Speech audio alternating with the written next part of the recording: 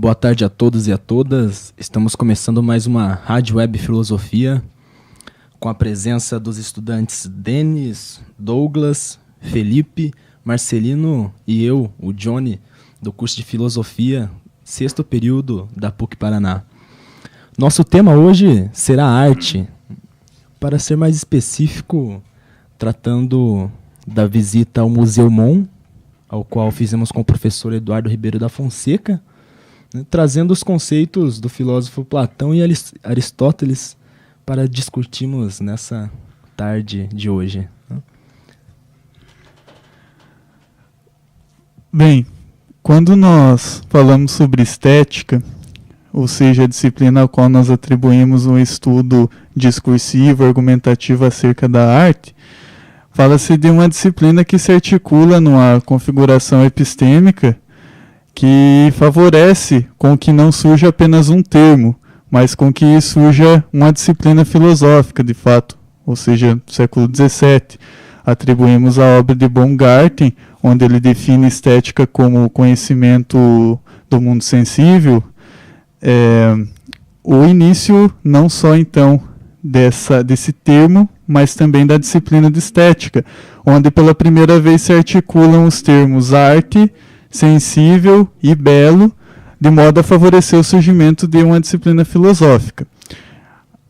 Especificamente, em termos da nossa delimitação, vamos nos deter ao conceito de arte. Arte, na antiguidade greco-latina, possui um estatuto enquanto um conhecimento prático, porque o termo ars, na antiguidade latina, significa habilidade de fazer pintura ou escultura, ou habilidade da retórica, e nesse mesmo sentido pode ser entendido na antiguidade grega o termo tekne, que designa o conjunto dos conhecimentos práticos ou capacidades requeridas para realizar determinada tarefa ou confeccionar determinado produto. Nesse sentido, o ofício do sapateiro, o ofício do artesão, o ofício do pintor não estariam separados, mas estariam numa mesma configuração, compondo o mesmo sentido. E justamente é nesse contexto que se formulam as concepções acerca daqueles objetos que nós determinamos como objetos da produção artística na obra de Platão, como a pintura, a poesia e a música, por exemplo. Não encontraremos nas obras de Platão menções à arte em si, mas menções à poesia, por exemplo, no Fedro, quando ele apresenta uma concepção ambivalente, não ainda distinguindo-se o trabalho dos poetas, seria um trabalho meramente ilusório, produtor, portanto, de devaneios, ou um trabalho resultante de uma influência dos deuses. E enquanto que na República ele se determina a fazer um uso político da arte, e nesse sentido ele passará de uma tentativa de utilizar o trabalho, o ofício dos poetas numa finalidade pedagógica para a educação dos membros da polis, particularmente dos soldados, para no final das contas, uma condenação total da produção do poeta, da produção dos pintores, e no final das contas é nesse sentido que os meus colegas aqui presentes vão explorar 3 dos livros da República que se dirigem a essas reflexões: o livro 2, o livro 3 e o livro 10. Denis, eu fiquei curioso com uma coisa que você falou, e eu queria entender, mas o homem que faz um tênis, por exemplo, ele é considerado um artista para Platão? Como um homem que faz um quadro ou um poeta? No sentido antigo, não há uma distinção entre esses ofícios, porque são ofícios que exigem um conhecimento prático, um conhecimento e uma aplicação prática. Então não há uma distinção entre aqueles elementos que na Idade Clássica vão ser considerados próprios do artista como uma produção subjetiva, expressa numa pintura, e aquele que faz meramente um artefato, com a finalidade comercial. Então não há essa distinção quando nós falamos da antiguidade greco-latina, e no entanto é por isso mesmo que é preciso fazer esse esclarecimento. Não encontramos nas obras de Platão, como já mencionei, reflexões sobre o termo arte em si. no sentido que nós compreendemos atualmente, mas reflexões sobre temas que depois vão se configurar num sentido de produção artística, como a poesia, a música e a pintura. Entendi, ótimo. Então agora passo a palavra para os meus colegas que vão fazer a exploração da temática, particularmente na obra da República. Bom, é com muita satisfação que estou aqui com meus colegas, né, Denis, Johnny, Marcelino e Douglas. Me chamo Felipe, também sou acadêmico do curso de graduação de Filosofia. Estamos no último período.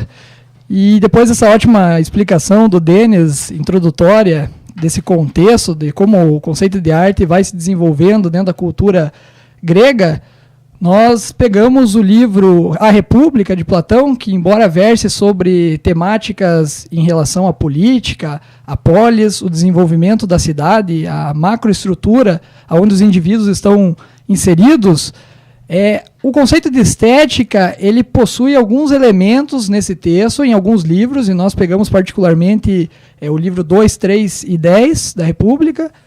E eu gostaria de trazer algum desses elementos do livro 2, a respeito do livro 2, e que seriam interessantes ao fazer essa circunscrição do livro com a ideia de polis e arte. Platão, no livro 2 da República, ele traz um diálogo entre Sócrates e Adimanto, né? Sócrates e Adimanto.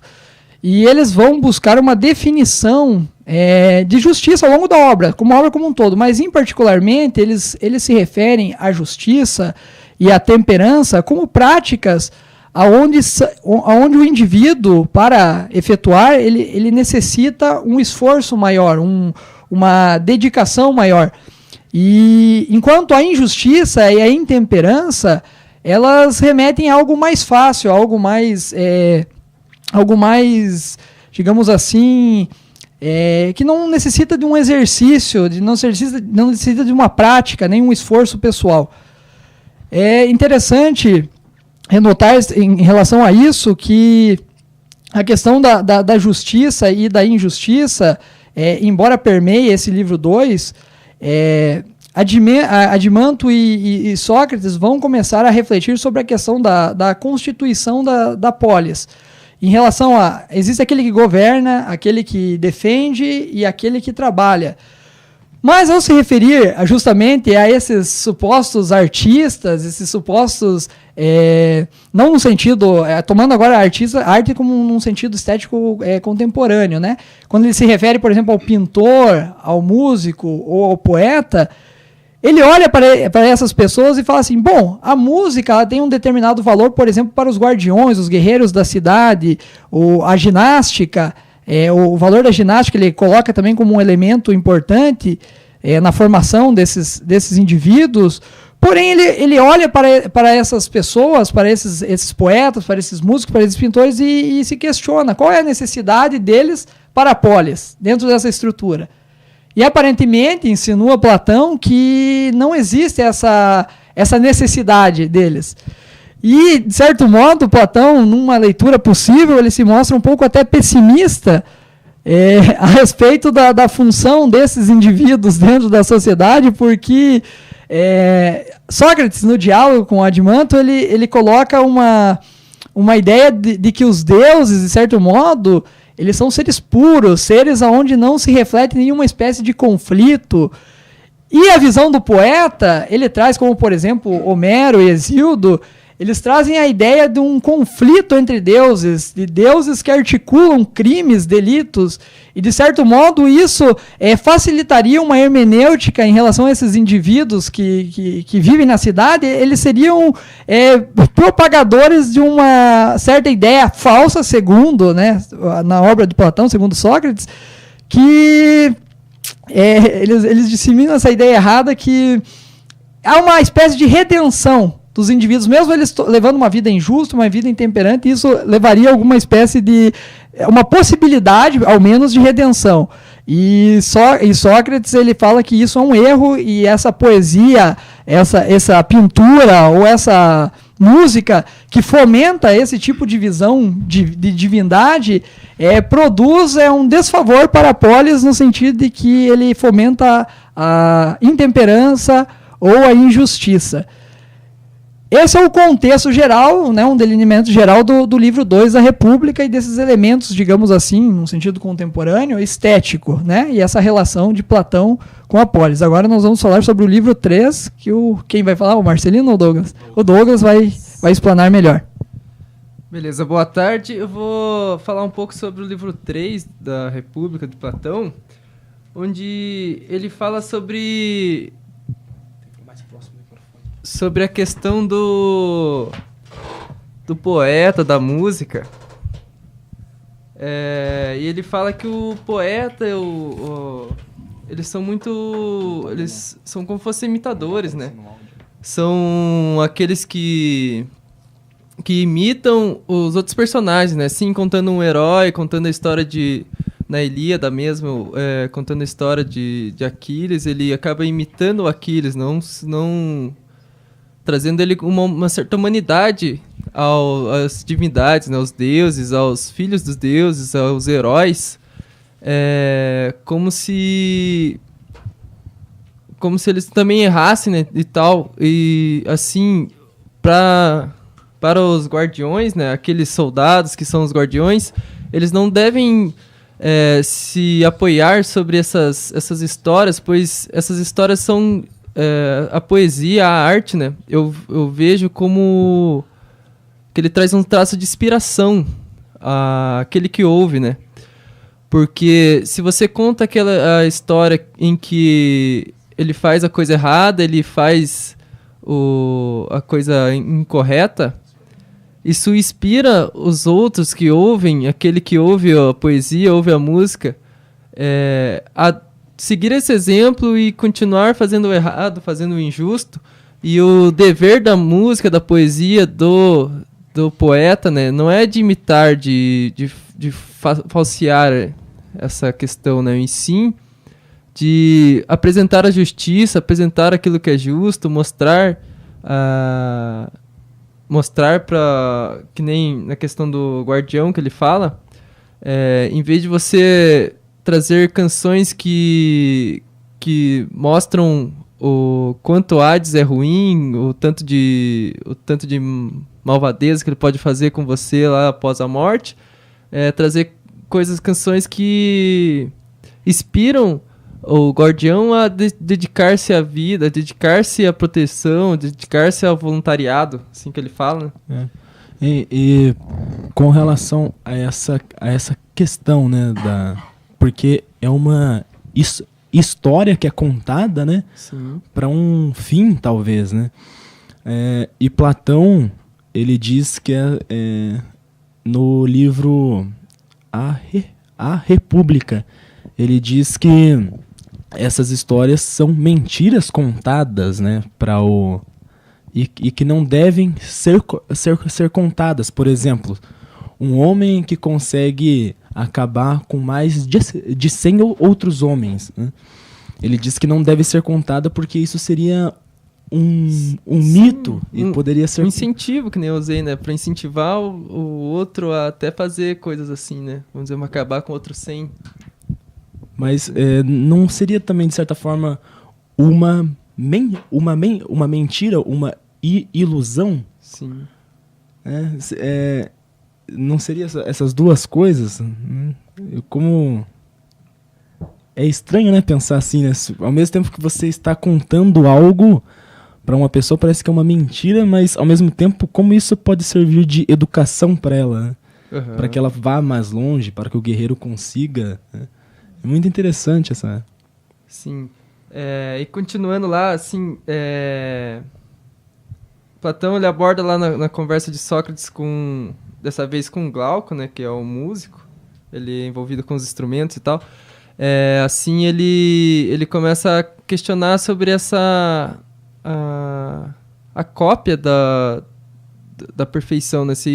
Ele usa da flauta, né, que ele fala que a flauta, ela já compõe, tem várias tonalidades, já compõe aborda todas as notas e tal. E os outros instrumentos que são utilizados de corda, eles são a cópia da flauta, né? Então, por que se não utilizar só a flauta, então, para fazer uma música que vai incentivar, que vai dar empolgação ao exército e ao guerreiro? E daí Glauco acaba concordando, né, com tudo que Sócrates diz, né? E fica nessa disputa. O Sócrates dizendo sempre que os instrumentos são cópia da flauta, e Glauco tenta trazer outras músicas que são inspiradoras, e Sócrates ainda contradiz ele, dizendo que acabam servindo são só imitações, são só réplicas daquilo que seria o certo, né, o justo. E finalizando essa parte do terceiro livro,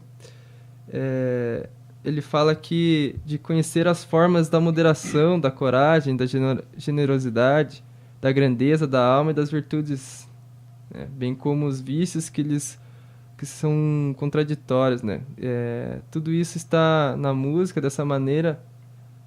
Só assim, né, a música dessa maneira poderá, como meio de educação, produzir o sentimento do belo, né? Só trazendo todos esses conceitos aí. Agora eu vou passar para Marcelino aqui explanar sobre o livro 10. Muito obrigado, Douglas. Eu gostaria de fazer notar aqui que a pergunta que está norteando a nossa discussão, se é que podemos chamar de discussão, é a pergunta: o que é arte? Né? Certamente a pergunta: o que é arte? envolve a gente conseguir definir a natureza da arte. Né? Como definir a natureza da arte, né? Exatamente, esse é o nosso problema. Exatamente. Que vai dar contemplação a uma coisa subjetiva, né? Muitos tentaram definir desde Platão até a contemporaneidade e ninguém conseguiu. Então é um pouco de presunção nossa tentar falar o que é arte, né? Como resgatar esse sentimento aí, né? Passado. Como? Sim. Mas certamente quando a gente vai definir alguma coisa, por exemplo, a arte aqui, a gente está tentando definir a arte. Né?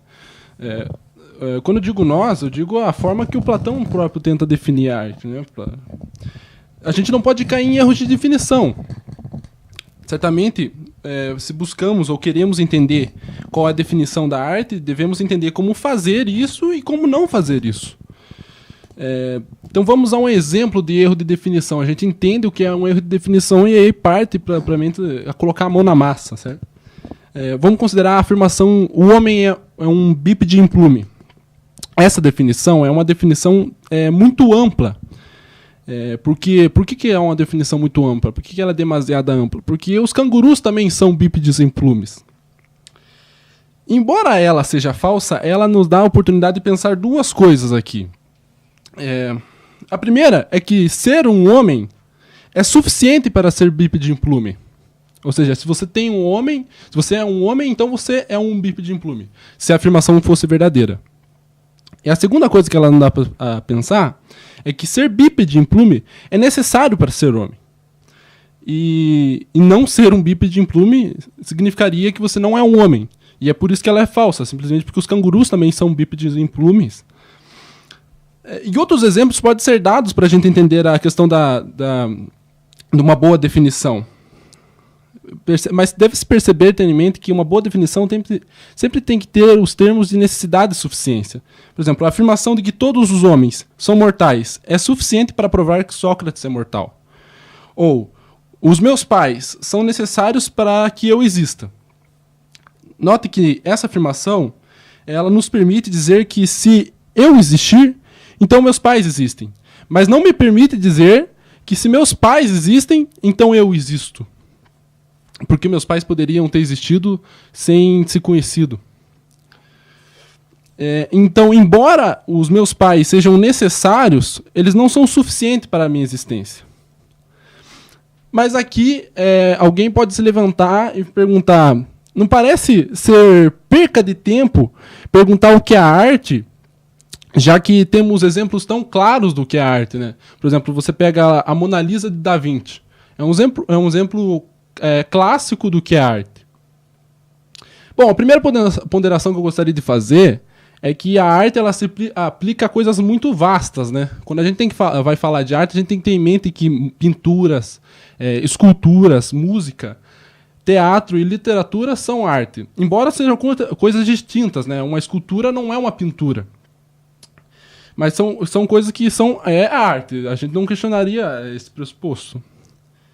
E embora existam exemplos muito óbvios, ou exemplos padrões, vamos chamar assim, de arte, outros exemplos não são tão óbvios, né? Vamos pegar, por exemplo, o mictório de Marcel Duchamp. Marcel Duchamp, ele, para quem não sabe, também chamam de urinol, né? Ele pegou e comprou um urinol, comprou um mictório e colocou em exposição e chamou aquilo de arte. Eu não sei se você se levou à questão, mas eu me permiti levar a questão de perguntar, será que isso realmente é arte? Eu penso que aqui é que o papel da filosofia é interessante, porque se a filosofia puder dar alguma resposta da definição de arte que resista às críticas, ou seja, que resista aos contra-exemplos, ela pode contribuir com essa questão que... E também há uma outra questão, além do próprio conhecimento, né? Você buscar entender o que é arte por conhecimento, há também uma questão de você entender a arte por uma utilidade política. Embora se pergunte muito isso, né? Qual que é a utilidade política dessa questão? Mas vamos pegar o exemplo da Lei Rouanet. A Lei Rouanet, para quem não sabe, é uma lei de incentivo artístico. O governo ele abre mão de parte dos impostos em troca de projetos artísticos culturais. E essa lei vale para empresas e pessoas físicas. Ok, então vamos imaginar que você está na sua casa e você está com diarreia, né?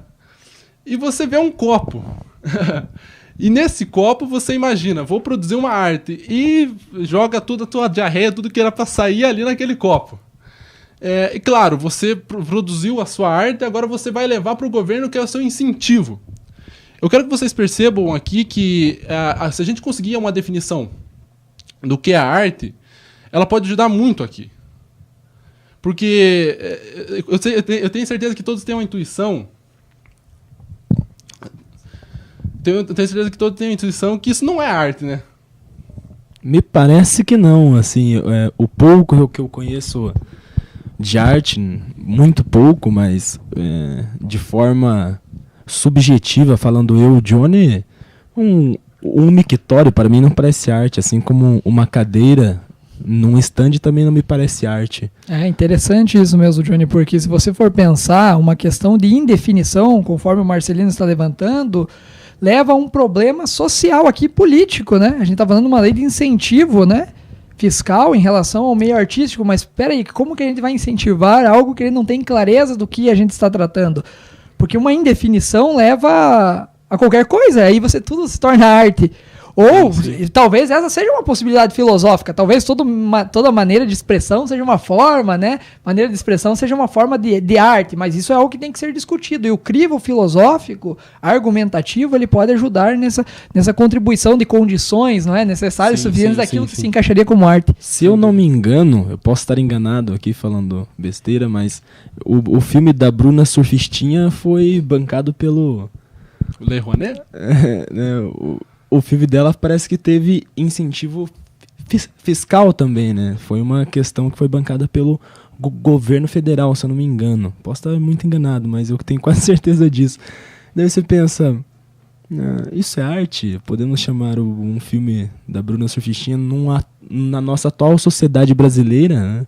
Que pode levar meninas até a querer serem prostitutas. Não que seja algo ruim, não estou dando valor a isso, mas nós não incentivamos ninguém a ir ver uma obra de arte, por exemplo, um quadro, mas estamos incentivando, de certa forma, pessoas a entrarem para esse mundo, talvez com esse filme, mostrando que no final ela consegue uma ascensão, consegue as coisas boas, né? Uma questão de dinheiro, enfim. Então, pra gente falar o que é arte, a gente pode pegar vários exemplos assim e falar, pô, será que isso é mesmo arte? De forma talvez preconceituosa, mas... que eu possa estar sendo, mas enfim. Mas a gente pode entrar nas teorias, né? O estudante de filosofia aqui tenho certeza que ele vai se dar ao trabalho de estudar as teorias da arte, certo? Se ele quer entender qual a definição da arte, ele vai ver quais são as teorias que tentam responder a esse problema.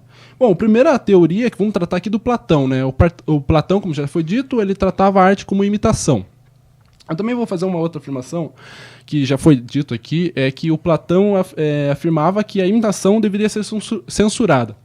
Gostaria de fazer uma ponderação em relação aos escritos do Platão. Essa ideia parece não estar contínua nos escritos platônicos, mas vamos dizer, a título de hipótese, vamos assumir que essa seja a afirmação do Platão.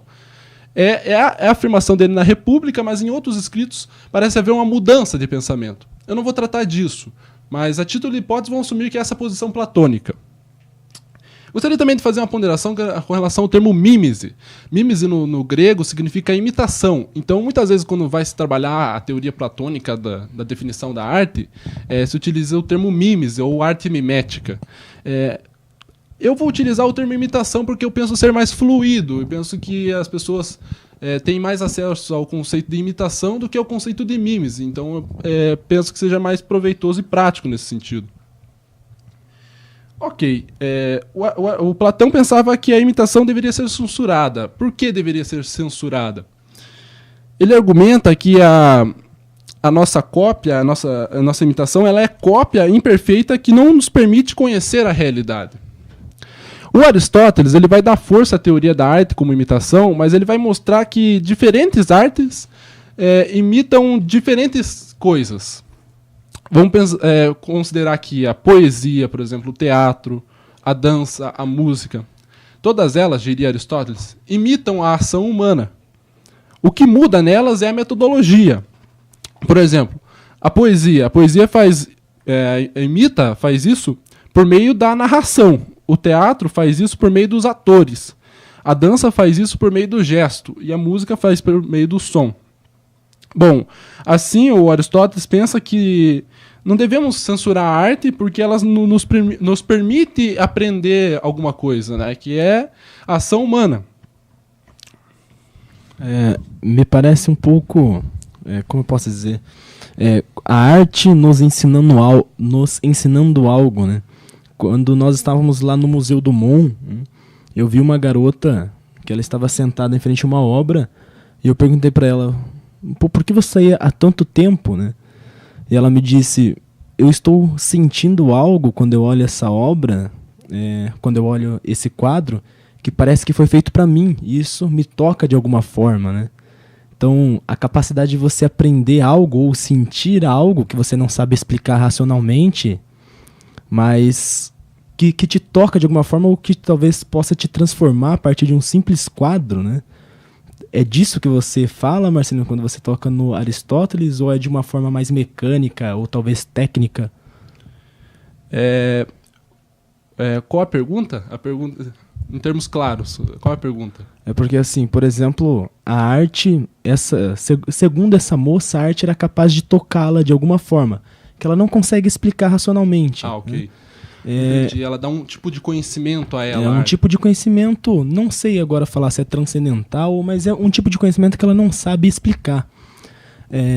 E agora eu queria saber, quando você fala desse conhecimento de Aristóteles, se é de uma forma mecânica, de uma técnica que Aristóteles usa, ou se nós podemos também falar ou dizer que Aristóteles também falava sobre isso, esse conhecimento que não é capaz, enfim. Bom, a título aqui que eu estou explorando é que Platão ele considerava que a arte deveria ser censurada. É uma posição política, né? O Aristóteles ele vai negar isso. Ele pensa que a arte não deveria ser censurada porque ela nos permite conhecer algo. Há uma discussão hoje contemporânea, por exemplo, qual a utilidade da arte. É claro que essa discussão ela é a parte da nossa a que eu propus no começo, né, que seria qual é a definição da arte. Mas eu penso que é uma primeira resposta, vamos dizer assim, uma intenção aqui de dizer sim, a aristotélica dizer sim, a arte tem uma utilidade que é o conhecimento. Penso que sim. Interessante, né, pensar dessa forma. Não, interessante também anotar, porque na contemporaneidade nós temos algumas correntes de filosofia que trabalham essa questão. Você trouxe a moça que olha, percebe e não consegue dar um dizer. Uma definição racional. Um dizer, ela não expressa ela isso, não consegue entende? Explicar. Exato. E isso você pega, por exemplo, a corrente fenomenológica. A corrente fenomenológica, ela justamente ela embate nessa questão sobre o significado, a natureza do significado. Se o significado no sentido de aquilo que é exprimido pelas nossas asserções, afirmações, juízos, se é possível eliminar ou não o elemento subjetivo de dentro, aquele elemento que faz parte da experiência da pessoa. Então a linguagem ela já está contaminada com a experiência, ela ataca a noção proposicional, a noção significativa, e ela mostra que talvez esse elemento subjetivo não seja separável do resíduo objetivo ou expressivo, comunicativo, digamos assim. Então, por exemplo, você dizer para o outro qual é o gosto de uma maçã, por exemplo, me explica, eu nunca tive o gosto da maçã, me explica aí. Aí, esse elemento, nesse caso, nós caímos num problema de definição onde a subjetividade está carregada, né? E como você vai explicar isso de maneira puramente objetiva? Então, essa questão é interessante, né? Como explicar a objetividade a partir da subjetividade, né? Não tem como pensar nisso. Bacana. Então, aonde isso nos levou, né? Onde essa definição da teoria da arte como imitação nos levou? Bom, pode ser o caso que a arte imite, né? Mas o que conseguimos, por enquanto, é de uma característica necessária para se ter arte. Ou seja, se temos artes, então temos imitação. Mas não conseguimos afirmar que a imitação é a condição suficiente para ser arte. Ou seja, ainda não afirmamos com justificações que toda a imitação é arte. Aliás, é muito fácil pensar em exemplos de imitações que não são arte, né? Eu, por exemplo, quando era pequeno, eu costumava brigar muito com meus irmãos. Eu discutia muito. É claro que a discussão e a briga não começava do ponto de vista... não começava físico, né? A gente começava com discussões verbais. E nessas discussões a gente chamava de provocação ou de remedar. O que é o remedar? Remedar é imitar. O meu irmão fazia uma ação, eu ia lá e imitava ele. O que eu quero perceber aqui, o que eu quero fazer perceber aqui, é que existia a imitação nessa brincadeira, mas certamente não existia arte. Com um tom de gozação até, né, na imitação. Sim, sim. Ou outro exemplo. O professor está dando aula, passando prova, e o aluno está colando o aluno da frente, né? Aí o professor chega para o aluno que está colando, e fala: "Você está colando a minha aula? Vou te tirar a prova." O aluno fala, se defende, né? "Não, eu não estou colando, eu estou produzindo arte, porque arte é imitação, e eu estou imitando a prova do meu amigo da frente." Veja que esses contra-exemplos, eles nos levam a pensar que a imitação não é arte, né? Eu gostaria de ter esse argumento quando eu estava no meu ensino fundamental. Eu ia dizer para minhas professoras: "Eu estou fazendo mimética." Seria muito bom. E chegando a esse ponto, a gente conseguiu negar que a imitação seja suficiente para se ter arte, partindo desses contra-exemplos. Mas a gente havia afirmado anteriormente que a imitação era necessária para se ter arte. Ou seja, se a gente tem arte, então a gente tem imitação. Mas vamos pensar aqui, vamos permitir pensar um pouco mais. Vamos pegar do ponto de vista vamos pegar de exemplos da arte, das músicas instrumentais. O que uma música instrumental imita? Aí você pode me dizer, mas eletrônica não é música. Certamente pode até ser o caso que não seja, né? Mas a música eletrônica é uma das músicas instrumentais. Há muitas outras músicas instrumentais. Vamos pegar, por exemplo, o exemplo de Beethoven, a Nona Sinfonia. É uma música instrumental, mas o que ela imita? Esses contra-exemplos são muito fortes, né? O que vocês pensam? O meu conhecimento sobre música clássica é quase zero, então eu vou, sei lá, talvez pensar em algo mais próximo de mim, né? Então, sei lá, vamos pegar uma música, um sertanejo do Lua Santana. Maravilhoso, hein? Estou sendo assim, sarcástico. O sertanejo do Lua Santana. O que ele faz alguma imitação a algo? Será que não é uma imitação de alguns outros sertanejos que veio antes? Podemos considerar isso uma forma de arte, a música do Luan Santana? Pois é, os exemplos da arte são diversos. Até não precisa, então você mostrou ainda um contra-exemplo melhor, né? A gente não precisa ir pelas músicas instrumentais para apresentar um contra-exemplo contra a arte como imitação. Eu pensava que seria mais fácil ir pelas músicas instrumentais, porque quando eu ouço, por exemplo, um solo de guitarra, eu não consigo pensar o que aquilo estaria imitando. Não consigo pensar. Mas é interessante, sem dúvida, esse contra-exemplo seu. Há músicas que ainda assim que tem... Talvez ele esteja imitando, por exemplo, o sertanejo. Vamos dizer, quando você ouve uma música sertaneja... O modelo sertanejo. Exatamente. Ou, por exemplo, eu vou compor uma música e eu começo a falar sobre a roça, ouvindo a história do meu pai que falava sobre a roça. Talvez eu esteja querendo imitar, aí eu penso que o defensor da teoria da arte como imitação pode defender que a música está imitando o relato do meu pai, ou algo do gênero. Eu penso que ainda é possível. Mas nos casos de música instrumental, eu acho que é muito difícil pensar no que estaria imitando ali. Olha, pra mim, assim, no meu ponto de vista, o que expressa a música, assim, em qualquer âmbito, né, qualquer estilo de música, é muito o sentimento, né? Tanto numa música clássica, ele tenta expressar um sentimento, né? Buscar aquilo que algo que te mexa com você, né? Tanto que Beethoven lá era surdo e fazia as músicas lá dele a partir da vibração, porque a própria vibração já despertava o sentimento nele. Numa música eletrônica, a vibração também tem muito a ver, que você vai te fazer animar, vai te fazer dançar, vai te fazer se mover. Uma música sertaneja, às vezes, um sentimento de simplicidade, de uma música mais da realidade, que nem o Marcelino citou, da realidade do seu pai, lá trabalhar na fazenda, lá carpir, acordei de manhã, fui carpir, não sei o que. A simplicidade do momento, né? Você sentir essa simplicidade. Numa do Luan Santana, de repente sentir um amor, uma emoção, assim, não, uma caliência, vamos dizer assim, né? Que te faz querer um outro, talvez, né? É interessante assim pensar nisso, né? De duas formas. O sentimento que o compositor tem, um exemplo é a Adele, que os melhores discos dela foi quando ela teve as suas separações, quando ela foi deixada. A dor era tanta que ela fez as suas melhores composições, né? E daí você pensar que quando você escuta aquela canção, você tem talvez o mesmo sentimento que ela teve, né? Você escuta uma música da Adele e você sente uma tristeza, algo expressa aquilo que ela o que ela sentiu, e isso é como uma música pode fazer você sentir algumas emoções, como você tá colocando, Douglas, né? Uma que é a eletrônica te deixa super, sei lá, pra frente, querendo algo, né?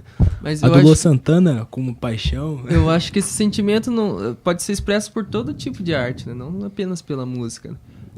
Tanto que até o professor Eduardo mesmo citou em uma aula que às vezes tem artistas que dependem dessas emoções, né? De algo que faz ele produzir, né? A arte. Que nem você falou da Adele. Só no momento que ela estava sofrendo de amor que ela conseguia produzir uma canção realmente boa. Na hora que ela tá apaixonada e tá envolvida com alguém, ela não consegue ter esse sentimento para poder expressar e passar para frente, né?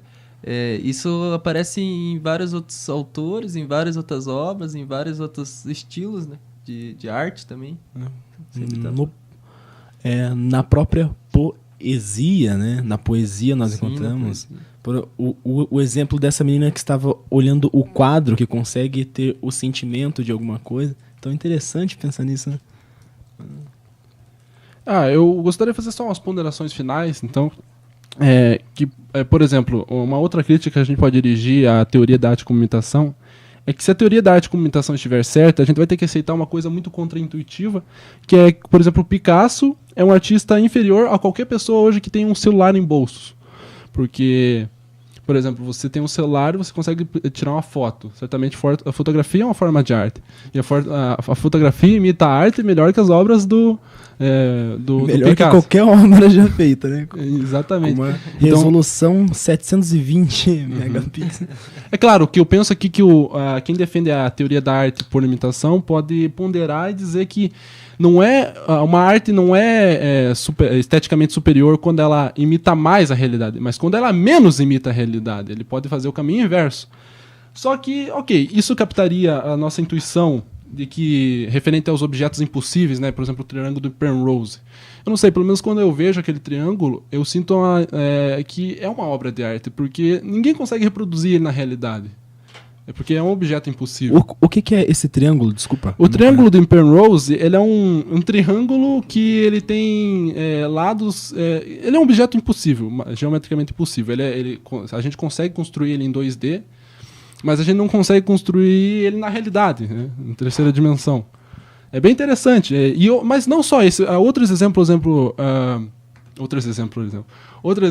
como ilusões de ótica. Aqueles quadros de ilusão de ótica, eles captam essa intuição de que quanto menos a gente se aproxima da realidade, quanto a gente mais mal imita a realidade, mais é artístico aquilo. Só que isso resolveria o caso do Picasso, mas daria um problema ainda maior para nós. Por exemplo, os artistas realistas e hiperrealistas como o Homeweck. O Homeweck ele produz esculturas enormes, né? E essas esculturas, elas têm os mínimos detalhes. Então, o fio de cabelo, até o tecido da pele. Ele tem muito cuidado com os detalhes mínimos para imitar a realidade. E, certamente, ele é um artista de alto escalão, assim. Só que, segundo a teoria da arte que imita menos a realidade, a gente teria que aceitar que o Homeweck ele é inferior a um rabisco que eu faço aqui agora num papel sem nenhum sentido. O que é mais contraintuitivo. Bom, eu pensei em levantar esses problemas para a teoria da arte, essas vantagens também da teoria da arte. E isso também nos levaria à atualidade, se a gente fosse continuar pensando, vamos dizer assim, por exemplo, a teoria da arte como representação. A teoria da arte como representação, ela tenta eliminar esses contra-exemplos. Por exemplo, quando falamos da Sinfonia de Beethoven, a teoria da arte como representação, ela diz que a Sinfonia de Beethoven não imita a realidade, mas ela tenta representar algo da realidade. Ou seja, quando você ouve a Sinfonia de Beethoven, você lembra de um campo verde com céu azul. Seria nesse sentido de representação. É uma outra teoria. E certamente seria interessante tratar. Mas é algo para outro dia, vamos dizer assim. Essas questões nos levariam umas 14 horas aqui de discussão. Sem dúvida, sem dúvida. E não chegaremos a lugar nenhum, eu acho. Não, mas seria muito interessante. Bom, nosso tempo está acabando. Gostaria de agradecer a todos que estiveram presentes. Deixar uma boa tarde para você. Obrigado por essa oportunidade, Johnny. Estamos aqui, foi muito bom falar um pouquinho sobre estética. Como o Marcelino falou, o tema é muito amplo, né? Mas deu para trazer alguns elementos, né, reflexivos a respeito do mesmo, né? Obrigado. Agradecer, uma boa tarde a todos, né? E assim, foi muito interessante a experiência aqui com os colegas, ter esse momento de discussão aí e exploração de Platão, da estética e de toda sobre a arte. Eu gostaria de agradecer a todos que chegaram até aqui, né? Muito obrigado por estar ouvindo a gente e agradecer aos colegas também por participar do debate, que foi muito bom. Sem dúvida é muito bom aprimorar nossos conhecimentos. Né? Então é isso, pessoal. Muito obrigado, uma boa tarde para vocês e até o próximo Rádio Web Filosofia.